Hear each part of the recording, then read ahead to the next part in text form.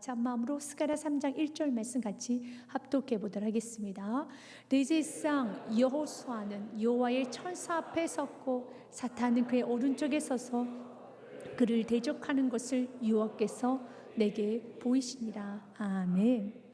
스가랴 선지자는 세 번째 환상을 보게 됩니다. 세 번째 환상은 여호수아 대제사장의 옷이 더러워졌고 그 더러워진 옷을 보면서 사단이 참소를 합니다.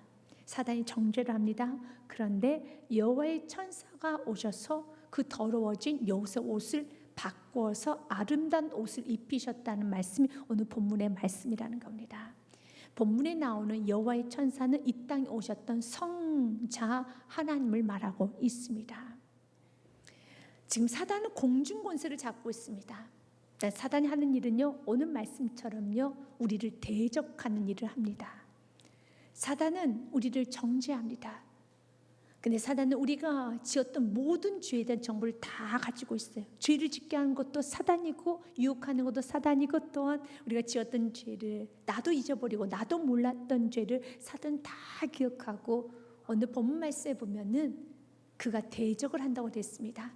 대제사장 여호수아는 여호와의 천사 앞에 섰다고 했습니다. 여기서 대제사장 여호수아라는 것은 이스라엘 대표를 말합니다. 그 당시에 스룹바벨과 함께 여호수아 사독 선지자 계열이었던 여호사닥의 아들이었던 여호수아, 모세 시종 눈의 아들 여호수아는 다른 사람입니다. 모세 시종 눈의 아들 여호수아는 가나안 땅을 정복했던 모세 다음의 후계자로서 영도자의 여호수아고, 그 여호수아 오늘 본문에 나온 여호수아는 다른 여호수아입니다. 여호사닥의 아들로서 사독 계열의 대제사장인 여호수아, 여호수아와 함께 스룹바벨은 같이 제2성전을 건축하는 그런 과정에서 여호수아가 여호와의 천사 앞에 서 있습니다. 그래서 여호수아는 이스라엘 백성, 선택받은 백성들의 대표가 됩니다. 그래서 여호와의 천사는 이 땅에 오셨던 예수 그리스도, 바로 성자 하나님을 말합니다. 우리 예수님 앞에 여호수아가 서 있어요. 그런데 누구도 같이 있느냐면 사탄은 그 오른쪽에 서서 그를 대적하는 것을 여호와께서 내게 보이시니라. 맞아요. 우리가 심판대 앞에 서게 되면 사탄은 나의 바짝 내 옆에 서서 나를 참수하기 시작합니다. 요한 1서 3장 8절 말씀에 보면 이렇게 되어 있습니다. 죄를 짓는 자는 마귀에게 속하니 마귀는 처음부터 범죄함이라. 하나님의 아들이 나타나신 것은 마귀의 일을 멸하라 하십니다. 마귀는 우리를 범죄케 하고요, 우리를 참소하게 하고요, 오늘 본 말씀처럼 우리의 대적자가 되어서 우리를 끊임없이 고자질하고 우리를 협박하고 우리를 누르고 우리를 죄인이라 몰아붙이고, 그게 사단이 한 역할이에요. 그래, 그 사단을 우리 이길 수가 없어요. 왜냐하면 죄를 지었기 때문에 사단이 이길 수 없어요. 죄인인 걸 죄인이라고 고발하는데 어떻게 사단을 이길 수 있겠습니까? 죄인 아니으면 어디 있어요? 다 죄인이죠. 사단이 맞는 말 하는데 우리가 어떻게 이길 수 있습니까? 팩트를 갖고 있는데요, 우리가 지었던 모든 죄를 다 지고 있는데, 리스트를 갖고 있는데 어떻게 우리가 반박할 수 있겠어요? 반박할 수 없어요. 그 죄를 씻겨줘야 되는 겁니다. 그거 가지고 있던 증거물이 없어져야 돼요. 사단이 쥐고 있는 그 리스트가 없어져야 되는 겁니다. 근데 분명하게 뭐라고 되어 있습니까? 그 리스트를 없애는 것은 예수의 피밖에 없습니다. 오늘 본문의 말씀에 보면은 여호와의 천사 앞에 사탄은 그 오른쪽에 서서 그를 대적하는 것을 여호와께서 보이시니라. 그때 여호와께서 사탄을 꾸짖습니다. 사탄아, 여호와께서 너를 책망하노라. 예루살렘을 택한 여호와께서 너를 책망하노라. 이는 불에 꺼낸 그슬 나무가 아니냐 하실 때 유일하게 사탄을 책망할 수 있는 건 하나님밖에 없어요.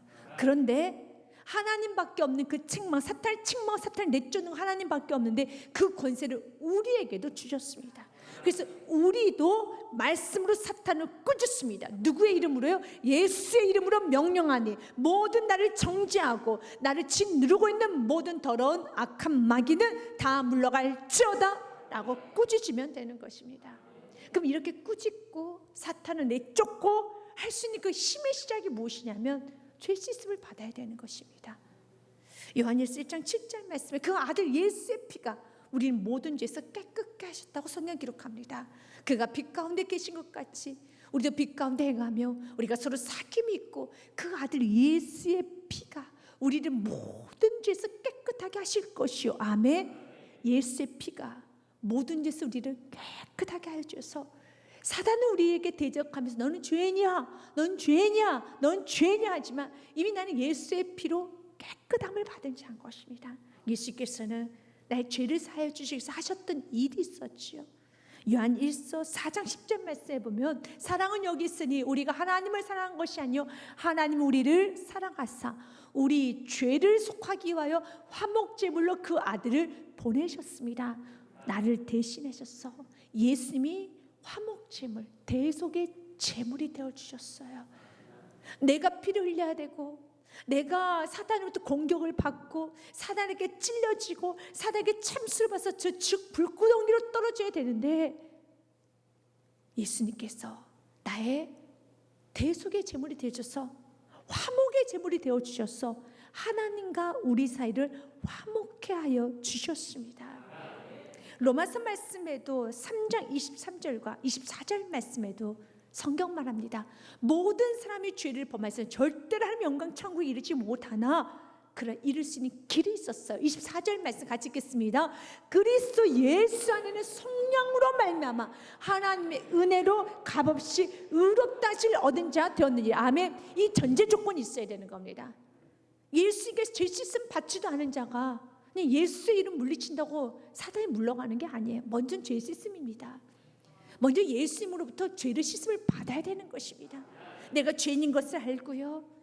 여러분 내 죄를 씻으실 분은 내 죄를 사해 주실 분은 오직 예수 그리스도밖에 없다는 것을 알고 그 예수님께 예수의 보혈의 피로 내가 씻기를 받고 죄사함을 먼저 받아야 되는 겁니다. 그 죄사함은 한 번으로 끝납니다. 단번에 끝납니다. 왜냐하면 오늘 본문의 말씀에 보면 요사가 더러운 옷을 입고 있다고 그랬습니다. 3절 말씀에 보면 3절 말씀에 요사가 더러운 옷을 입고 천사 앞에 서 있는지라. 이 더럽다라는 것은 역겹고 추하고 더러운 옷이에요. 이 옷은 대지장입니다. 이스라엘 백성들의 대표를 말하고 있습니다. 저와 여러분의 상태를 말하는 겁니다. 요사 더러운 거예요. 사람들이 보기엔 요사의 삶은 깨끗했지요.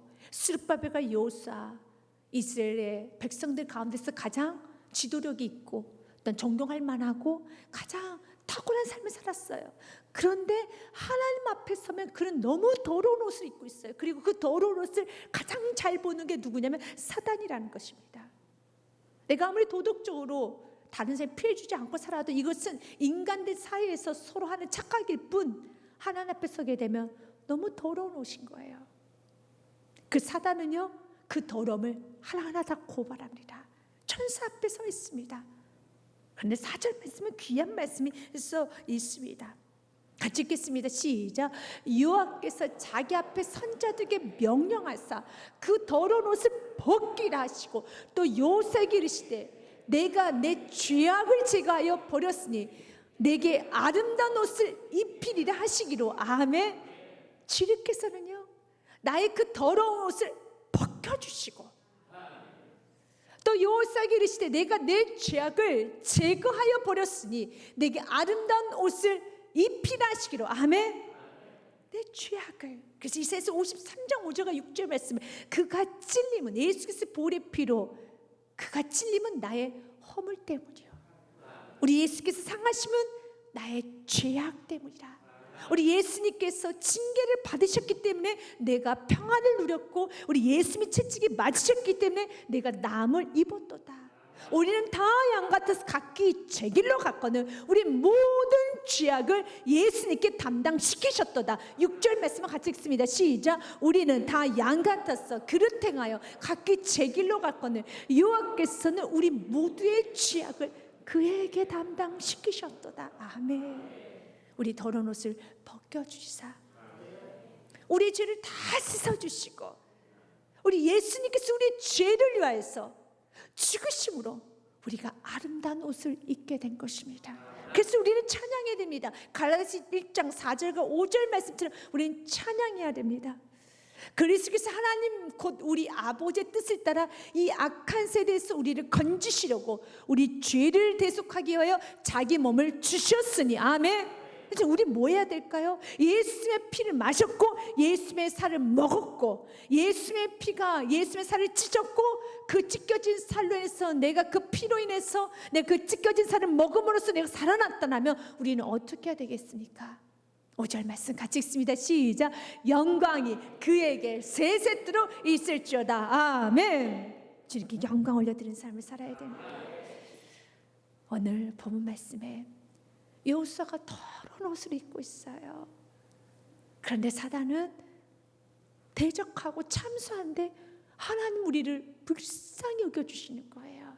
그런데 더러운 옷, 죄로도 더럽지만 우리 방금 전에 읽었던 2절 말씀에 보면은 그 모습이 그슬린 나무 같은 모습입니다. 여호와께서 사탄에게 이르시되 사탄아 여호와께서 너를 책망하노라. 예루살렘을 택한 여호와께서 너를 책망하노라. 이는 불에서 꺼낸 그슬린 나무가 아니냐. 지금 사탄이 누구를 참수합니까? 바로 불에서 꺼낸 그슬린 나무와 같은 여호수아, 이스라엘 백성들, 저와 여러분들을 참수하고 있어요. 요한일서는 스가랴 3장 2절의 말씀을 가장 좋아했다고 합니다. 왜냐하면 바로 이 불에서 꺼낸 그슬린 나무, 타담한 장작개비, 여러분 거무술에 거머진 그 숫덩이가 된 그 나무, 그게 자신의 모습이라는 거예요. 세상에 지고 무능하고 부족하고 아무것도 할 수 없는 온갖 상처와 아픔으로만 뒤범벅되어서 다 타다 남은 그 장작과 같은 불에서 꺼낸 그슬린 나무, 그 장작, 새까맣게 타버린 그 장작이 나의 모습인데 사단은 그 모습을 보며 넌 죄를 졌잖아. 넌 그렇게 불순종을 했잖아. 넌 그렇게 교만했잖아. 넌 그렇게 무능하잖아. 너는 그렇게 완악하잖아. 너는 과거의 삶이 이랬어. 넌 청소년기 삶이 이랬고, 넌 청년의 삶이, 또 너는 성인의 삶이, 너의 30대가, 너의 40대가, 너의 50대가, 너의 60대 너무 수치스럽고 너무 더럽구나. 그슬린 나무 같아. 추악하구나. 근데 그 모습이 자기 모습이라는 거예요. 그런데 사단 나를 정죄하지만 그 정죄하고 있는 사탄을 하나님은 꾸짖으고 있다는 거예요. 사탄아 여호와께서 너를 책망하노라. 아멘. 하나님은 하나님의 사람들을 함부로 여기면 하나님은 꾸짖습니다. 하나님은 우리를 정죄하지 않습니다. 그 누구도 정죄하지 않습니다. 여러분 죄를 지었다 하였다 할지라도, 욕심 가운데 서 있다 할지라도 하나님 여러분 정죄하지 않아요. 하나님 여전히 여러분을 사랑하십니다. 그러나 죄 가운데 서 있으면, 욕심 가운데 서 있고, 이기심 가운데 서 있고, 불신앙 가운데 서 있고, 자기의 고집과 아집과 자기의 생각에 갇혀 있으면 여러분이 상처를 받아요. 그래서 그 상처를 죄로 인한 상처라고 하는 거예요. 여러분들이 참 고생을 많이 해요. 우리 정죄하지는 않습니다. 그러나 죄 가운데 있으면 여러분들 너무 아프기 때문에 나오라는 것입니다. 나오라는 것이죠. 우리 정죄하지 않습니다. 로마서 말씀에도요, 여러분 8장 33절과 34절 말씀, 누가 능히 하나님께 택하신 자들 고발하리요. 의롭다 하신 이가 하나님이신데 믿으십니까? 감히 누가? 하나님이신 완전하신 그분께서 나를 향해서 의롭다, 넌 나의 자녀다 하는데 누가 여러분을 향해서 정죄할 수 있겠어요? 그 누구도 정죄할 수 없어요. 근데 자꾸 정죄하는 것 같지요. 말씀이 나를 정죄하는 것 같고, 사람이 나를 정죄하는 것 같고, 여러분 또한 모든 환경이 나를 정죄하는 것 같은데 말씀 여러분 정죄하지 않아요. 그 누구도 정죄하지 않습니다. 하나님 여러분 정죄하지 않습니다. 그럼 이런 질문할 거면 이상하게 나는 정죄하는 느낌이 드는데 사단이 정죄하고 있어요. 못하고 있기 때문이요. 여러분 죄질에 머물게 되면 사단은 계속 정죄합니다. 그때 죄질을 떠나고 여러분 예수의 이름으로 사단을 물리치고 보혈의 피로 씻어야 되는 겁니다. 이미 우리는 구원을 받았지요. 그러나 넘어지셨습니까? 죄졌습니까? 빠르게 회개하십시오. 회개하지 아니하면 계속 정죄를 당해. 하나님이 정죄하신 것이 아니라 사단이 이미 깨끗함을 받았는데 또 죄를 발견했네. 우리가 그 죄를 주 앞에 내어놓지 않으면 사단은 그것을 가지고 여러분을 참 많이 흔들어요. 대적합니다. 참수합니다. 그래서 주님 말하는 겁니다. 그 누구도 정죄하지 않아. 누가 너를 고발해? 하나님께서 의롭다 하신 이가 하나님이신데 34절 말씀 같이 읽겠습니다. 누가 정죄하리요? 죽으실 뿐 아니라 다시 살아나신 이는 그리스도 예수시니 그는 하나님 우편에 계신 자요 우리를 위하여 간구하시는 자신이라. 아멘. 누가 정죄하리요? 죽으실 뿐 아니라 다시 살아나시는 그리스도 예수시니. 오히려 우리를 정죄하는 것이 아니라 하나님 우리를 위해서 간구하고 계십니다. 우리의 모습이 이렇게 타다가 나온 여러분 검게 그슬린 그런 나무와 같이 장작개비와 같은 불에서 꺼내 그슬린 나무 같은 우리의 모습이라 할지라도 하나님 우리를 정죄하는 것이 아니라 여러분 그슬린 그 나무를 새롭게 하여 주십니다. 새롭게 하여 주십니다. 우리 주님 우리를 새롭게 하셔요. 그래서 고린도서 5장 17절은 이렇게 선포합니다. 너희는 새로운 피조물이라. 보라 이전 것은 지나갔으니 보라 새 것이 되었도다. 같이 읽습니다. 그런즉 누구든지 그리스도 안에 있으면 새로운 피조물이라. 이전 것은 지나갔으니 보라 새 것이 왔도다. 아멘. 기억하십시오. 우리는 새로운 피조물이에요. 여러분 이제 그슬린 나무가 아니라 주님 새롭게 하여 주십니다. 어떤 자에게 이 새로움의 축복을 받을 수 있는가? 이스라엘 백성들에게는 그슬린 나무와 같은 삶을 살 수밖에 없었던 이유가 있었죠. 우상 숭배했었고 교만했었고 그들은 거짓스럽게 살았으며 플라스틱 크리스천처럼 그리스도인 척하고 살았었던 것이 이스라엘 백성들의 삶이었습니다. 그랬던 이스라엘 백성들을 하나님께서는 버리지 아니하시고 바벨론의 포로에 내어줬습니다. 그리고 그들을 많이 낮췄어요. 많이 벗겼습니다. 그리고 다시 돌아오게 했었을 때 다시 말씀을 양육하여 주시고 다시 새롭게 하면서 너는 새로운 피조물이라 했던 것처럼 하나님께서는 우리를 모든 환경을 통하여서도 모든 상황을 통해서 그리고 말씀을 통해서 깨닫게 해주세요. 무엇을? 죄를 깨닫게 해주십니다. 그 죄를 깨닫게 되는 것은 마지막 여러분 심판 때 앞에서 죄가 깨달아지면 그것은 길이 없는 깨달음이지만 오늘 이 시간에 내 죄가 깨달아지는 것은 축복이에요. 죄가 깨달아져야지만 우리는 예수의 보혈의 피로 씻김 받을 수 있고 주님 나는 잘 몰랐는데 이것이 이렇게 큰 교만이었군요. 이것이 이렇게 큰 대적이었군요. 이것이 이렇게 큰 하나님 보시기에는 욕심이었군요. 알아야지만 여러분의 보혈의 피를 오늘 또 수혈받을 수 있고 오늘 그 은혜를 사모하는 것입니다. 죄가 없다면 어떻게 보혈의 피를 사모할 수 있겠습니까? 그런데 오늘 또 말씀을 비춰보니 죄인 중에 길수가 나구나. 오늘 또 말씀을 비춰보니 내가 욕심이 참 많구나. 내가 상당히 교만한 사람이구나. 내가 이기적이구나. 깨달아져야지만 우리가 누구의 이름을 부를까요? 예수 이름 불러야죠. 예수님 죄인 중에 길수가 여기 있습니다. 욕심 중에 가장 욕심 많은 사람이 여기 있습니다. 대적하는 나입니다. 주님 도와주옵소서. 나를 붙들어 주시옵소서. 우리 주님께서는 나의 죄악을 제거하여 버렸으니 내가 아름다운 옷을 입히리라 하시기로. 그래서 요한계시록 말씀에 보면은 22장 13절과 14절 말씀에 보면 나는 알파와 오메가요 우리 예수님은 처음과 마지막이요 시작과 마침이라 하시면서 14절 같이 읽습니다. 시작.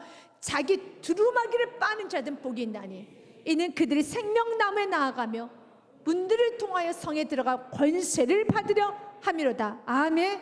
두루마기를 빠셔야 돼요. 이미 주님께서 이렇게 아름다운 옷을 입혀줬으면 그 옷에 두루마기에 묻어있으면 빨아야 되는 겁니다.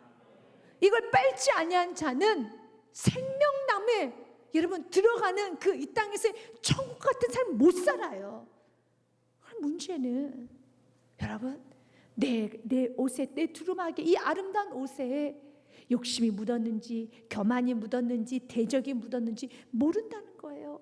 자기 생각으로 가득 차고 내 아직과 고집과 내 경험과 내 판단과 내 습관으로만 가득 차 있으면 안 보여요. 그래서 말씀은 성경이 이렇게 합니다. 말씀은 거울이라고요.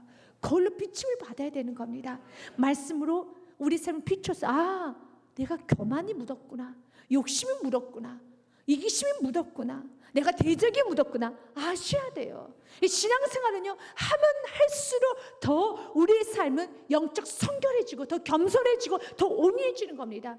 사랑하는 여러분, 우리가 아름다운 옷을 입은 우리들에게 하나님 말합니다. 하나님의 말씀을 들으라는 겁니다. 이게 우리에게 주신 것입니다. 하나님의 말씀을 들을 때 우리의 삶은 성결을 갖춰 나갈 수가 있습니다. 본문의 말씀에 보면 이제 하나님께서는 여호수아, 하나님께 택하신 이스라엘 백성들에게 하나님은 아름다운 옷을 입혀주셨어요.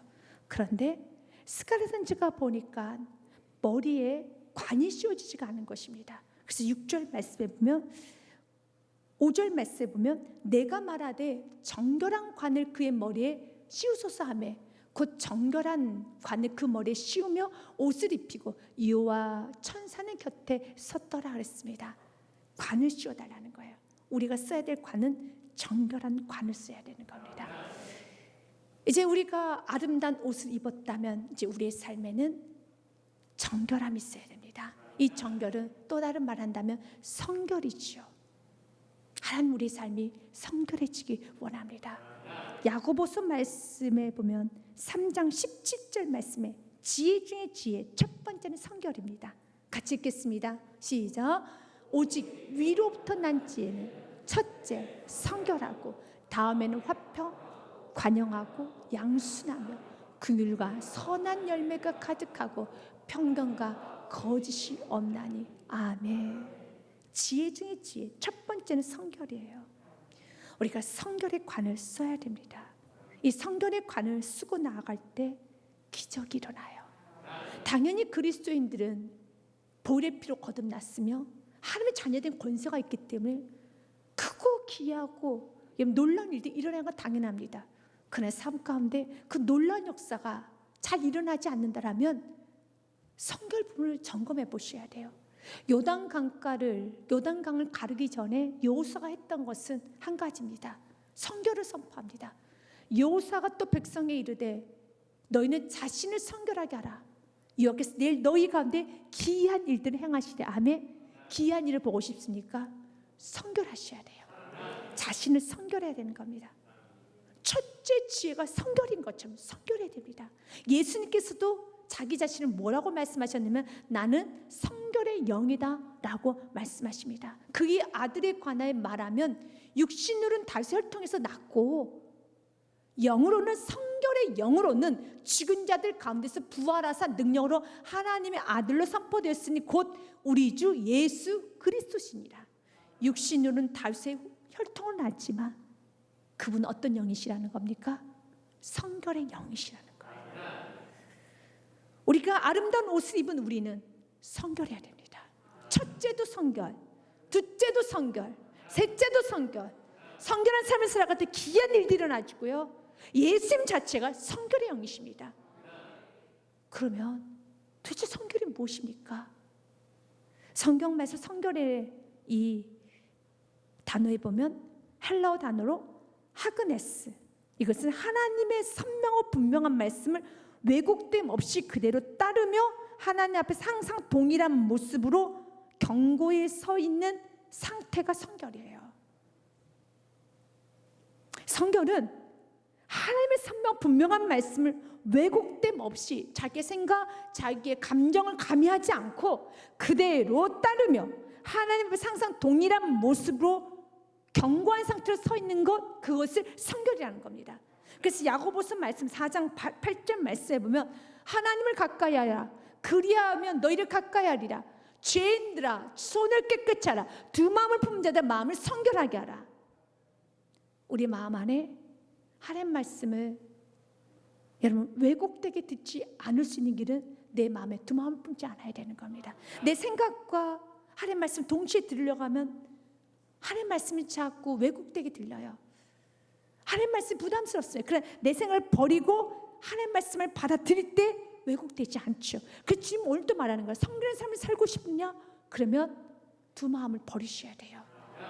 내 생각을 버리고, 내 안에 있는 세상적 우상을 버리고, 내 고집을 버리고, 내 아집을 버리고, 내 틀을 버리고, 내 경험을 버리고 한번 말씀을 그대로 들어보라는 거예요.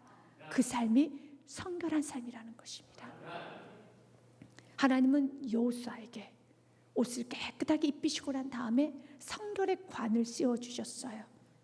그리고 난 후에 여호수아에게 말합니다. 6절 말씀에 여호와의 천사가 여호수아에게 징나에 이르되, 7절 말씀 같이 읽겠습니다. 만군의 여호와의 말씀에 내가 만일 내 도를 행하며 내 규례를 지키면 내가 내 집을 다스릴 것이요 내 뜰을 지킬 것이며 내가 또 너로 여기 섰는 자들 가운데 왕래하게 하리라. 아멘. 성결의 영을 갖추고, 그리고 그 말씀대로 순종하라는 거죠. 이게 바로 아름다운 옷을 입은 저와 여러분의 삶이라는 겁니다.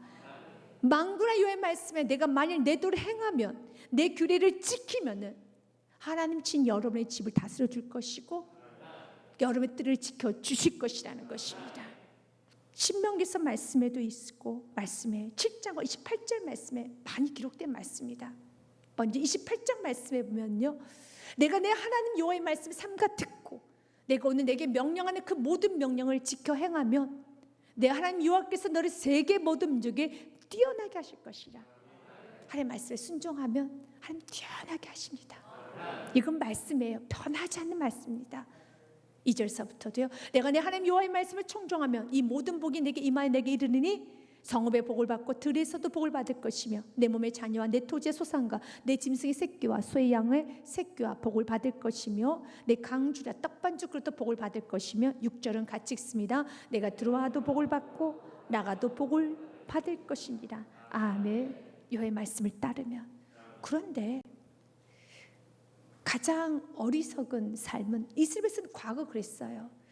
자신은 여호와의 말씀을 따른다고 생각했어요. 그러나 이사야 선지자 에레미야는 아니야, 넌 여호와의 말씀을 따르고 있지 않아. 그런데 그들 스스로 나는 신앙생활 잘하고 있는데 라고 생각을 했어요. 이게 문제였어요. 그들 신명기 말씀 모르는 게 아닙니다. 압니다. 그런데 깨달음이 없어. 이 말씀 비침을 못 받아요.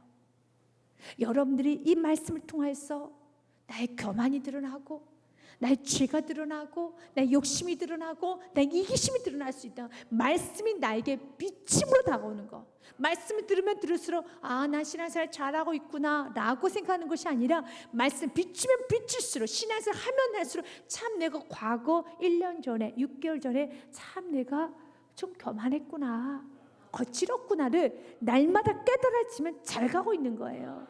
그 깨달음이 없으면 이스라엘 백성들처럼 신명기 말씀은 그들은, 특별히 28장 같은 경우는 그냥 그들은 아침 저녁 애우고 다녔어요. 그냥 애웠어요.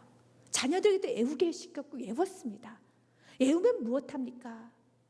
이 말씀 비침이 없는데요. 신명기 7장 말씀에도 동일한 말씀이 좀 기록되어 있습니다. 먼저 신명기 7장에는 그들이 어디서 구원받았는지부터 시작을 합니다. 너는 여호와 내 하나님 성민이라. 내 하나님 여호와께서 지상 만민 중에서 너를 자기의 기업의 백성으로 택하셨나니, 택한 이유는 너희가 잘나서 괜찮아서가 아니라 오히려 다른 민족보다 훨씬 더 떨어진 민족, 별 볼일 없는 민족이었었지.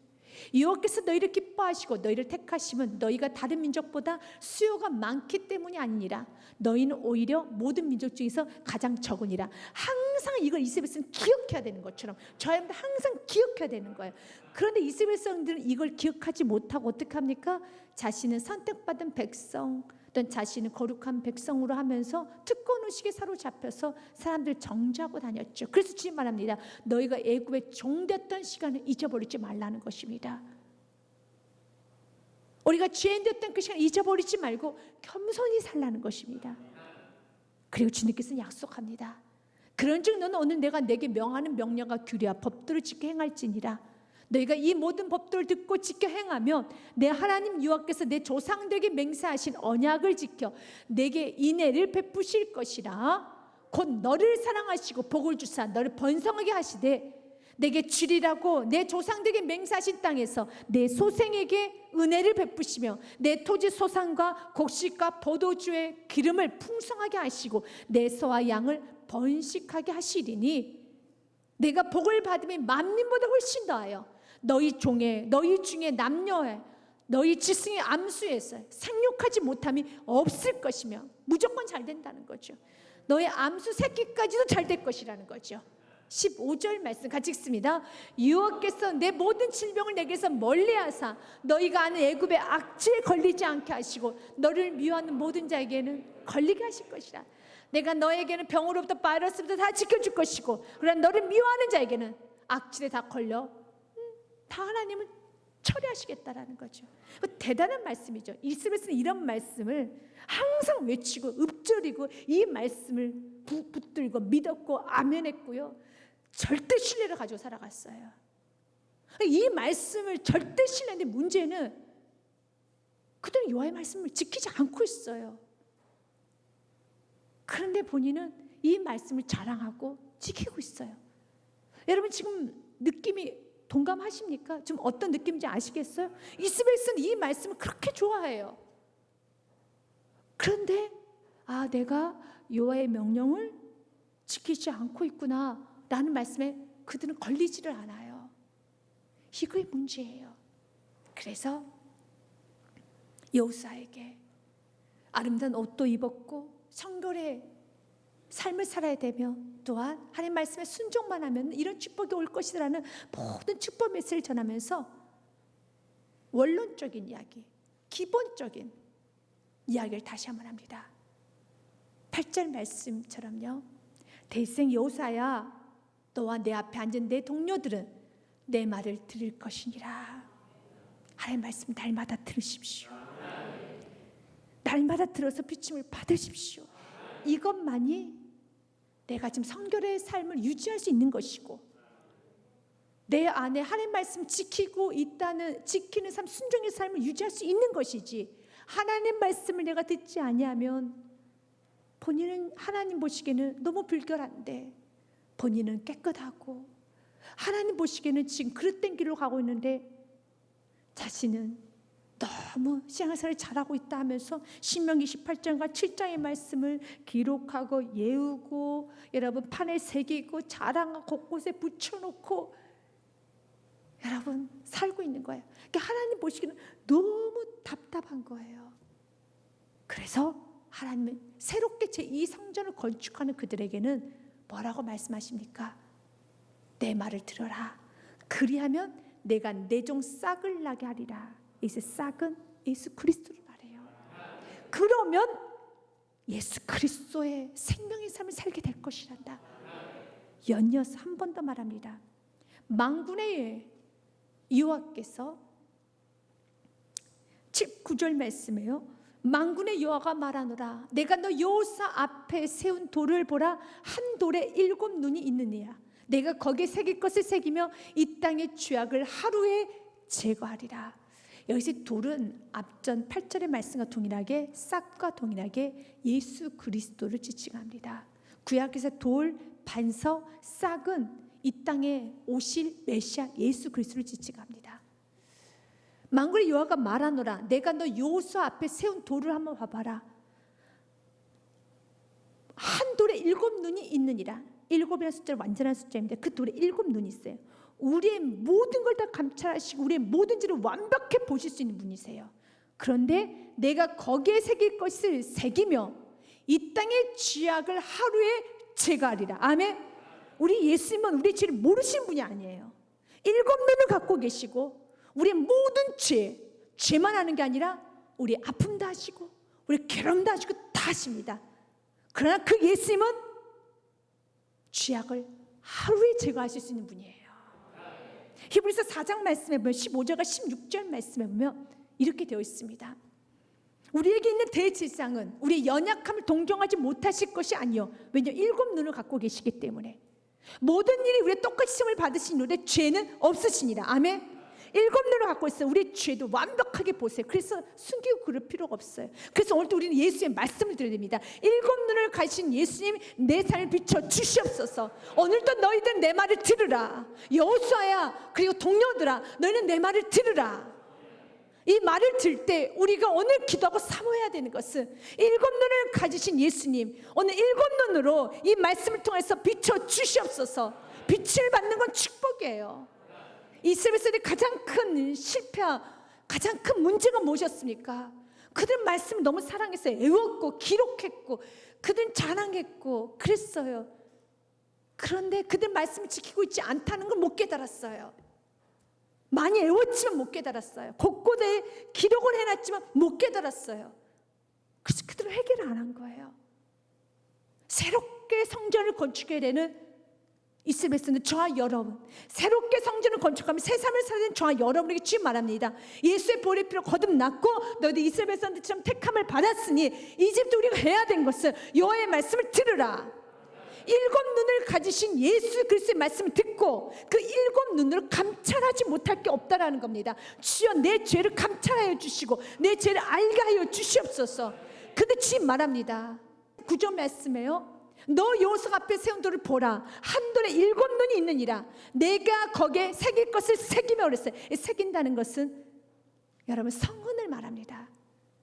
바로 우리 예수님께서는 일곱 눈을 보신 모든 죄 때문에 당신의 몸에 새겼죠. 뭘요? 채찍을 새겼고 여러분 십자가에 못질을 당했고 수에 맞게 찢어지고 새겼어요. 그 죄를 다 안고 가셔서 한 번에 제거하신 거예요.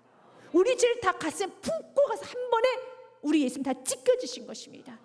그래서 주님 말하는 겁니다. 그래서 4장 16절 말씀, 그러므로 긍휼하심을 받고 때에 따라 돕는 은혜를 얻기 위하여 은혜의 보좌 앞에 담대히 나아갈 것이니라. 아멘. 예수님은 우리 죄를 다 알고 있어요. 그러나 그 죄를 자신의 몸에 새기셨어요. 죄는 내가 지어서 내가 십자가로 죽어야 되는데 예수님이 나의 죄를 가지고 자신의 몸에 다 새기셨고 새기시고 난 후에 단번에 제거해 주셨어요. 그래서 우리는 예수의 피로 들어가는 겁니다. 은혜의 보좌 앞에 담대히 나아갈 수 있는 길이 열린 것입니다. 히브리서 10장 19절과 20절 말씀에도요, 10장 19절과 형제들아 우리가 예수의 피를 힘입어 성수에 들어가 담력을 얻었나니, 20절 말씀 같이 읽습니다. 그 길은 우리를 위하여 휘장 가운데 열어놓으신 새로운 살 길이요 휘장은 곧 그의 육체니라. 아멘. 육체가 찢겨짐으로 우리가 살 길이 열렸어요. 예수님은 일곱 눈을 가지고 계시기 때문에 우리의 죄를 보지 못할 것도 없고 우리 상처를 보지 못할 것도 없고 우리의 상처, 우리의 죄 다 합니다. 우리 고통도 하시고 우리 무능함도 하시고 다 하십니다. 근데 주님께서 그 모든 걸 가지고 자기 몸에 새기셨어요. 그 단번에 해결해 주십니다. 날마다 그 예수께 나오시라는 겁니다. 요한일서 1장 9절 말씀을 여러분들에게 좀 선포하기 원합니다. 만일 우리가 우리의 죄를 자백하면 그는 미쁘시고 의로우사 우리 죄를 사하여 주시고 우리를 모든 불에서 깨끗하게 하실 것이요. 귀한 말씀이죠. 기억하십시오. 하나님 말씀을 들을 수 있는 축복, 하나님 말씀을 통해 비춤을 받을 수 있는 축복, 그리고 회개의 축복, 여러분 평생 여러분의 것이 되어야 하겠습니다. 그리고 성경 말합니다. 10절은 결론입니다. 같이 읽겠습니다. 만군의 여호와가 말하노라. 그날에 너희가 각각 포도나무 무화과 나무 아래 서로 초대하려 하셨느니라. 이 말씀은 풍성합니다.